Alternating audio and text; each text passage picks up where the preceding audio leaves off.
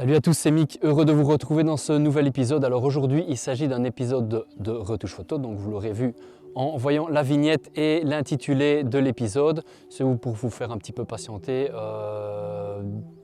jusqu'à l'épisode qui sortira d'ici 2 semaines à mon avis. Donc là qui sera réellement un épisode photo. Je ne vais encore rien dire pour le moment, je ferai quelques petits teasings prochainement. Donc comme je le disais, heureux de vous retrouver, donc un épisode retouche comme je le fais habituellement. Je vais vous dévoiler mon photomontage non, mais tous mes calques dans Photoshop qui m'ont permis au départ d'une image comme celle-ci. Donc voilà, une image sans grand intérêt, néanmoins le sujet est quand même intéressant. On a un bel arbre avec ses belles ramifications de branches, etc. Et je vais amener cette image de base ici. Donc voilà, je vais vous montrer en quelque sorte comment créer et façonner une lumière artificielle autour du sujet intéressant. Donc on obtient vraiment quelque chose d'assez chouette. Et je vous montre ça en détail, donc toujours avec des calques simples. N'hésitez pas à dire en commentaire si je ne suis pas suffisamment explicite par rapport à une technique ou une autre. Il est vrai que parfois je survole des techniques que tout le monde n'a pas l'habitude d'utiliser, donc n'hésitez pas, l'espace commentaire est fait pour ça. Vous êtes sans cesse plus nombreux à rejoindre la chaîne, donc évidemment ça me fait énormément plaisir. Et n'hésitez pas à vous abonner et activer la cloche. C'est pour le moment le seul soutien que vous pouvez me donner et toute votre bonne énergie. N'hésitez pas aussi à laisser un like si ça vous a plu en sortie de vidéo et de me rejoindre via mon compte Instagram. Voilà, je pense que tout est dit. J'espère que les beaux jours vont se profiler prochainement pour vous faire des petits épisodes en nature. J'ai notamment spoté quelques endroits où il y a vraiment une faune extraordinaire, donc je suis impatient de retourner en nature et de vous proposer de nouveaux épisodes et aussi notamment aller à la rencontre de quelques-uns d'entre vous. C'est vrai que j'ai noué quelques liens avec une personne ou une autre. Il faut juste que je trouve le temps de caser ça dans mon planning. Comme je vous dis, la chaîne, je fais ça à temps perdu et j'ai très peu de temps libre actuellement. Bref, je m'étale, donc sans plus attendre, c'est parti pour cet épisode de retouche photo.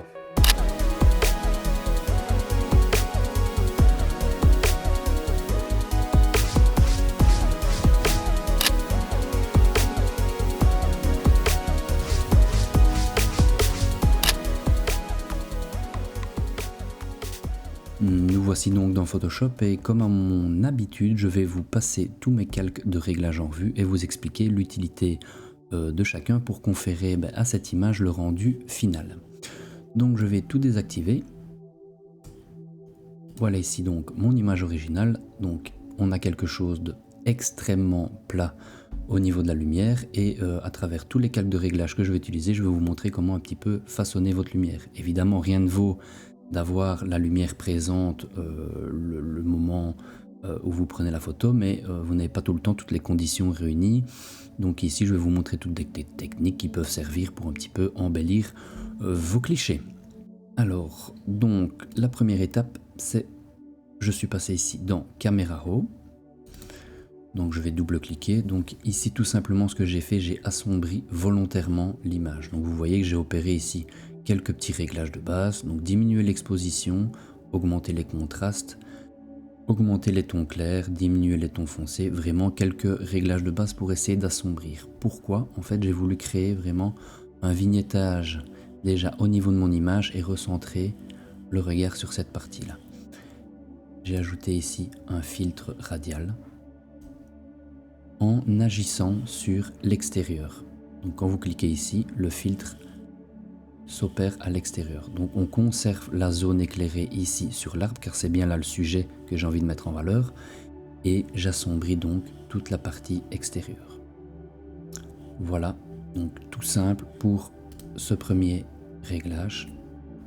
Donc clairement le but de cette première retouche, c'est d'avoir une image un petit peu plus sombre et je vais venir rééclairer les parties qui m'intéressent au niveau de cet arbre. La première petite chose que j'ai faite, alors vous pouvez le faire au début ou à la fin, peu importe, moi ici je l'ai faite au début. Alors forcément l'image que j'ai prise ici, j'étais à main levée, J'étais sur un petit tournage, donc je l'ai fait un petit peu à la va-vite. Évidemment, si j'avais eu un pied, j'aurais pu fermer un petit peu le diaphragme et avoir un petit peu plus de netteté sur le sujet. Ici, vous voyez qu'on a une netteté qui laisse à désirer. Donc je vais récupérer un petit peu de netteté. Alors vous avez différentes techniques. Ici, j'en ai utilisé une toute simple.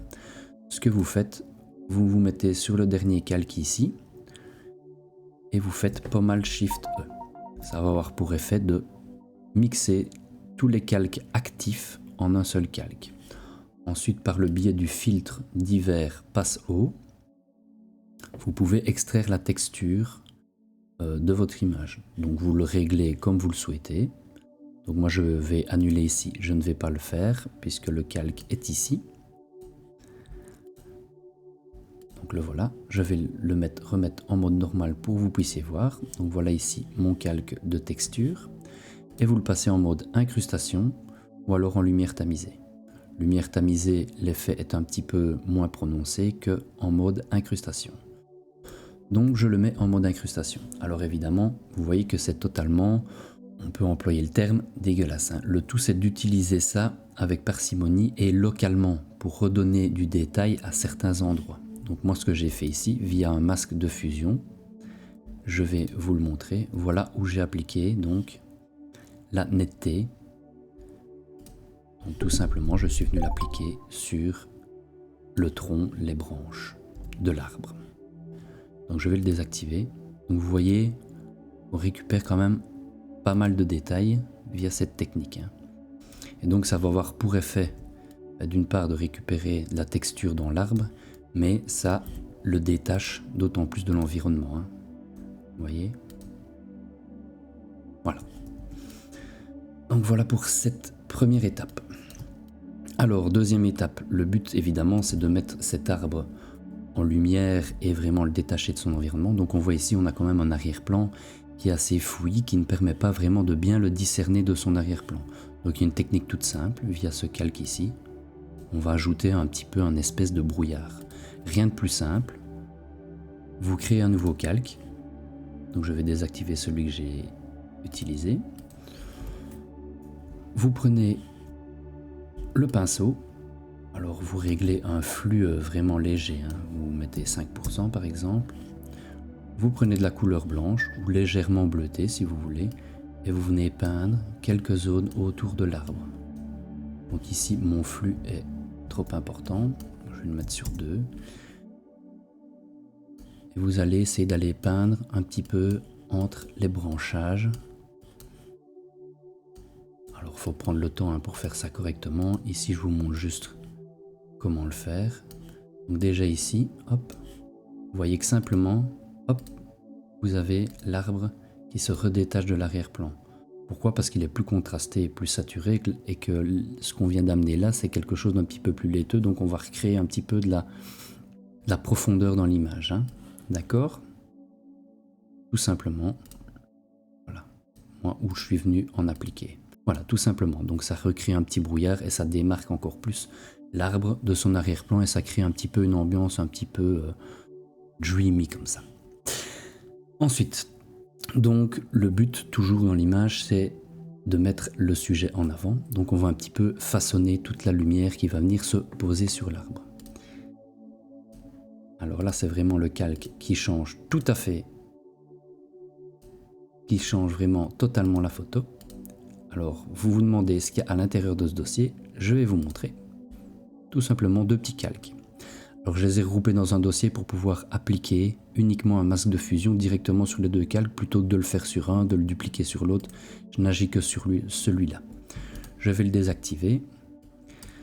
Donc, un premier calque de réglage, une courbe, vous voyez ici, où je vais rehausser les lumières parce que je veux récupérer de la lumière sur les branches, le tronc, etc.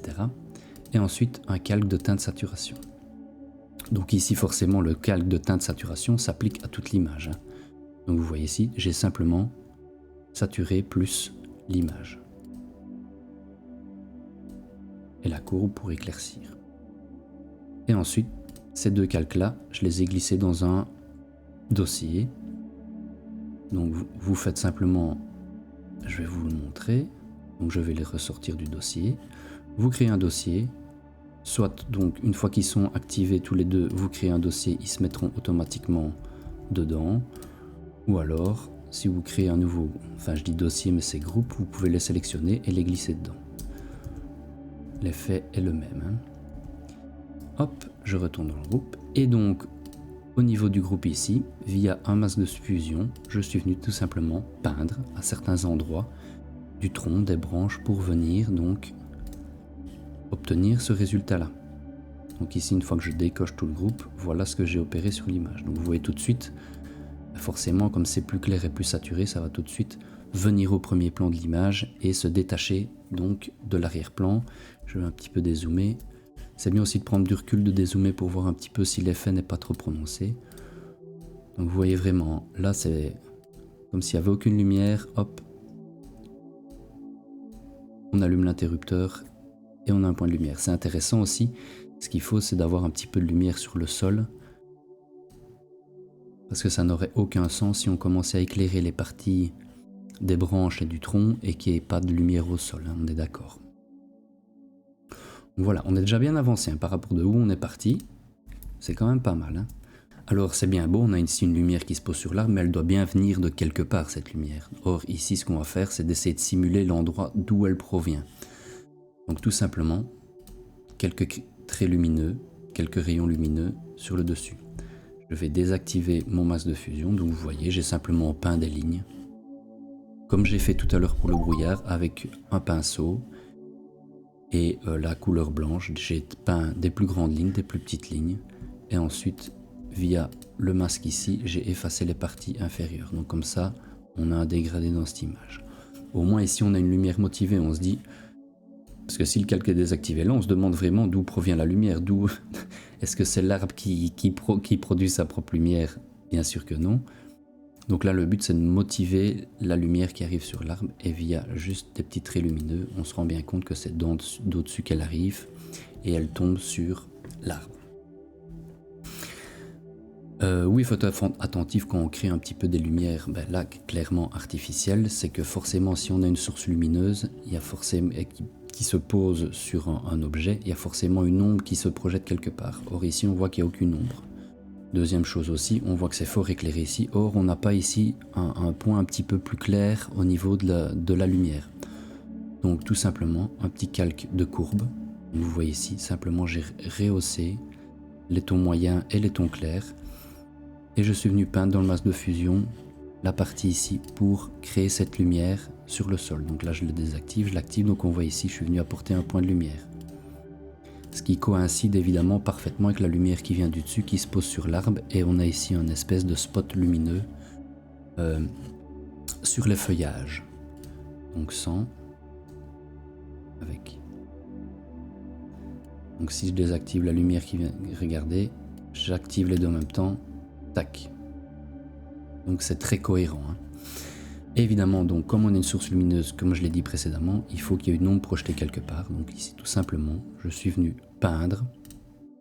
Donc j'ai pris un pinceau, je suis venu peindre en noir et j'ai recréé le tronc, les branches et un petit masque ici de fusion pour venir effacer certaines parties de l'ombre que j'ai créée. Tout simplement. Donc vous voyez ici, il n'y a aucune logique. Hein. Il y a une lumière qui arrive d'au-dessus, mais aucune ombre projetée. Donc il faut vraiment faire attention à ça. Hop. Elle est même peut-être un petit peu trop présente, mais il vaut mieux qu'elle soit plus marquée que l'inverse. Voilà, au niveau de cette ombre. Donc si je désactive ces trois calques-là, on voit qu'on a quelque chose de complètement éteint. Je les active tous les deux et on a notre lumière qui arrive. Magique, tout simple. Et ensuite, j'ai quand même opéré quelques petites retouches ici. On est quand même un petit peu attiré par ces zones borcades où on a des arrivées de lumière. Donc tout simplement, je les ai masquées. Donc vous avez plusieurs techniques. Moi j'ai utilisé le tampon ici. Donc le tampon, pour ceux qui ne connaissent pas, vous prélevez une zone et vous allez la réinjecter où vous voulez, boucher le trou. Bon, ça mériterait vraiment ça, un tuto dédié pour voir un petit peu tout ce qu'on peut faire avec le tampon. Mais voilà en substance comment ça fonctionne. Ça aurait pu fonctionner aussi sans, mais voilà, parfois on va un petit peu dans des détails un petit peu plus avancés. Ensuite, je me mets sur le dernier calque, j'ai fait un Pomme Alt Shift E, ce qui a pour effet de mixer tous les calques actifs en un seul calque. Donc c'est le calque qui est ici. Et là c'est la retouche finale. Donc je reviens, ce calque qui était ici, je l'ai transformé en objet dynamique. Et ensuite je suis allé dans Camera Raw. Donc comme ça vous avez tout le loisir après de retourner, peaufiner vos réglages si vous jugez que, voilà, que ça ne correspond pas à ce que vous souhaitiez. Donc voilà l'image finale. Alors je vais vous montrer évidemment dans Camera Raw ce que j'ai été faire. Donc je double-clique. Donc ça me permet, voilà, comme je vous l'ai dit, d'aller retourner dans les réglages que j'ai fait. Donc vous voyez ici, j'ai peaufiné simplement tous les derniers réglages. Donc augmenter les tons clairs, donc ça va augmenter toutes les parties claires de l'image, donc ça va recontraster un petit peu l'image. Au niveau de la clarté, j'ai légèrement diminué. Enfin, ça c'est tout des réglages suivant votre propre sensibilité. Là, il n'y a aucun réglage magique ou autre, hein. Donc ensuite j'étais dans la... Je suis désolé, il bug un peu. Ensuite j'étais dans la netteté. Donc ce sont tous des réglages que vous retrouvez dans Lightroom, hein. C'est le même moteur qu'il y a dans Lightroom ou dans Camera Raw. Donc voilà, j'ai rajouté un petit peu de netteté et vous avez le slider ici de masquage qui vous permet d'appliquer cette netteté que sur une zone bien définie. Donc ça ne sert à rien à chaque fois de vouloir rajouter de la netteté partout. Mais sur le sujet ici, ça a vraiment son intérêt. Ensuite, j'ai été ici dans les réglages de teinte, saturation et luminance. Et vous voyez que j'ai opéré quelques chiffres de couleurs. Donc au niveau des oranges, je les ai rendus un petit peu plus rouges. Donc je vais le désactiver ici. Vous voyez, c'est principalement ici que ça se situe, hein, les modifications. J'ai rendu la partie ici un petit peu plus saturée, les verts aussi. Voilà, via les 3 sliders ici, les autres je n'y ai pas touché. Et un petit peu plus de luminance dans les oranges pour redonner un petit peu de lumière sur cette partie-là. Et dernièrement, un léger vignettage ici. Donc je vais le désactiver. C'est vraiment léger, hein. Ensuite un petit cadre pour un petit peu voir comment l'image se comporte. C'est pas trop mal. Je vais vous repasser donc en détail d'où on vient et où on est arrivé. Donc voilà donc l'image originale, donc il n'y a rien de bien excitant dans cette image. Néanmoins le sujet est bien là, je trouve que cet arbre est magnifique, il part comme ça, alors je ne sais pas exactement ce que c'est comme arbre, mais qui part comme ça avec toutes ces ramifications de branches, etc. Je le trouvais très très intéressant. Donc voilà l'original, donc je suis passé avec cette image dans Camera Raw pour vraiment assombrir l'image, sauf la partie centrale ici qui constitue ma partie principale, donc mon sujet. Un petit filtre de netteté que je n'ai appliqué que sur la zone sur laquelle j'ai envie d'amener le regard. Un petit peu de brouillard, donc en peignant en blanc, tout léger, tout léger. Ensuite, l'apport de la lumière sur le sujet, donc via une chose, la première, une courbe. Ensuite, on voit ici que c'est un petit peu délavé, hein. Donc tout simplement après, j'ai un peu resaturé ces parties-là. Je les ai mis dans un groupe pour pouvoir ne faire qu'un masque de fusion pour les deux. Donc c'est beaucoup plus simple. Nuit, jour. Jour, nuit. Ensuite, un calque pour motiver la lumière. Donc quand je dis motiver la lumière, c'est montrer d'où elle provient, la matérialiser si vous voulez. La lumière sur le sol, pour créer le spot, ne pas oublier l'ombre. Donc ici, c'est vraiment les calques majeurs, hein, de ma retouche ici. Donc on a vraiment quelque chose d'éteint ici. Et une fois que j'active les calques, ça fait des chocs à pic. Une petite retouche pour retirer ces parties-là, et ensuite les retouches finales dans Camera Raw. Et voilà donc l'image finale.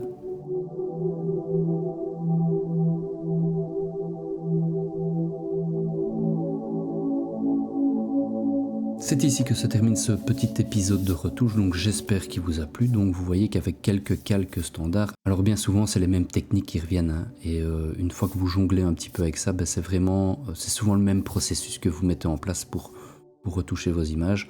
Donc voilà, donc comment un petit peu créer une lumière artificielle sur vos clichés. Donc vous voyez qu'on arrive à quelque chose quand même de relativement cohérent. Évidemment, on peut analyser l'image et se dire oui, on voit que qu'il y a eu pas mal de retouches.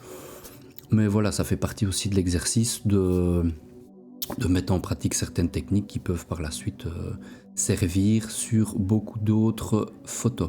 Donc voilà, j'espère que ça vous a plu. N'hésitez pas à utiliser l'espace commentaire si vous avez des questions. Il est vrai que parfois je survole un petit peu des techniques, donc ça mérite parfois un petit peu plus d'explications. Donc je me ferai un plaisir de vous répondre.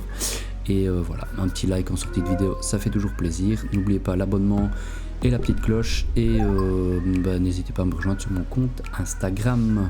Voilà, c'était tout pour cette retouche. On se retrouve très bientôt pour des épisodes photos. Et je l'espère, des épisodes en nature. C'était Mix sur la chaîne Mix Studio.